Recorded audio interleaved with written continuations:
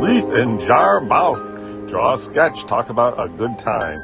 So this sketch, I wanted to do it the right way. So I started out with some basic proportion, and then I shaded in the entire area of the object, attempting to have it smooth enough so you didn't really see a lot of lines, which I failed at that, but at least the lines were more or less parallel. So then once I got the big shaded area, then I erased the biggest highlights and tried to form the shape and aspects of the object. Started out with the leaf and then sort of went out from there, but since I had already done a basic foundation sketch, I sort of committed already to where other stuff was going to go.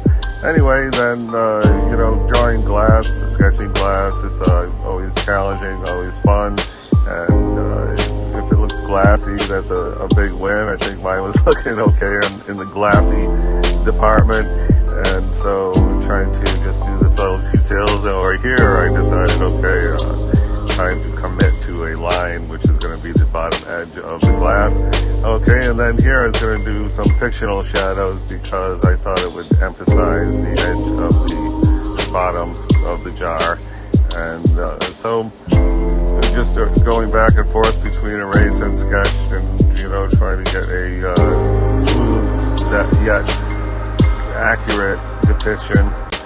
And a lot of subtleties on the glass part, can we indicate that the outside is the outside and reflections on the inside are the inside? And all in all, it came out okay. A little bit warped and skewed, but, we're in interpretation here. We're not trying to make a photograph. Art fun, jar with leaf in mouth.